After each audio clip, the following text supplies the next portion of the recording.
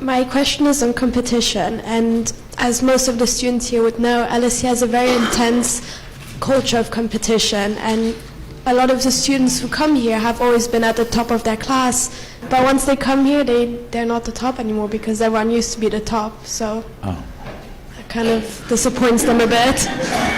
So my question for you is, what is the meaning of competition both for individuals and society? Those who do not have any sense of their own competence will become competitive because their only pleasure is being one step ahead of somebody else.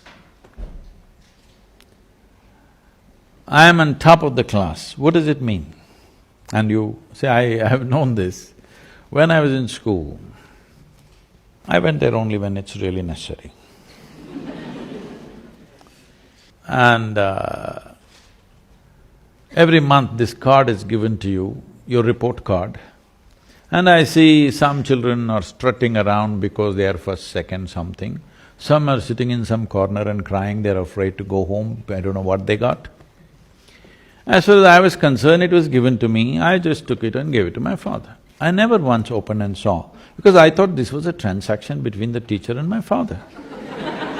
I was not going to look into that. And I was quite certain what would be there in it, as far as the numbers are concerned, because it was always 6 zeros. Where I never wrote a single word in the test paper. That was the rule for me. But apart from the 6 zeros, the teachers wrote some literature in my report cards. So I give it to my father, he opens it and he just blows up every time. I just look at him, what happened?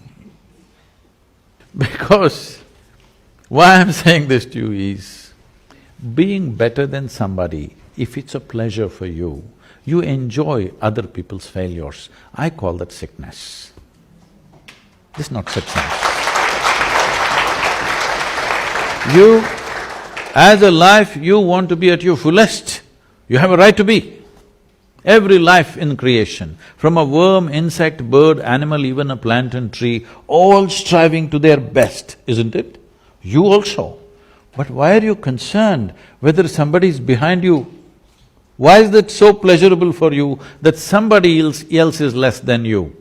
From early kindergarten levels, this sickness has been brought into human mind, which is causing so much unpleasantness on the planet, such ugly situations everywhere, but we don't seem to learn.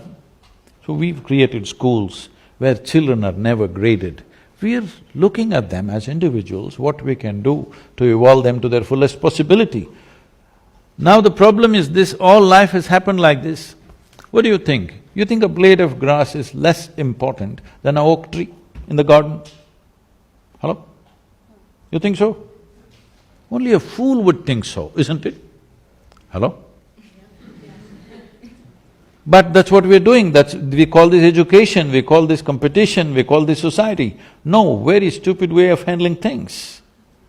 Because the important thing is, for what you have come with, will you blossom to the fullest human being or not? This is the only question.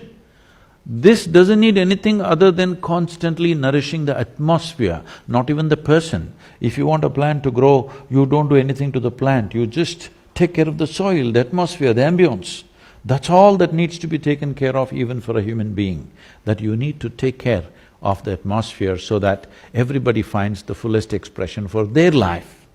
The moment you think you want to be better than somebody else, you've gotten sick in some way. And this sickness has permeated into the world in a huge way, and we think this is the way to become, to achieve something in our life. So if everybody is lame, you're a little faster and you think you're doing fantastic. You'll enjoy other people being crippled. Yes?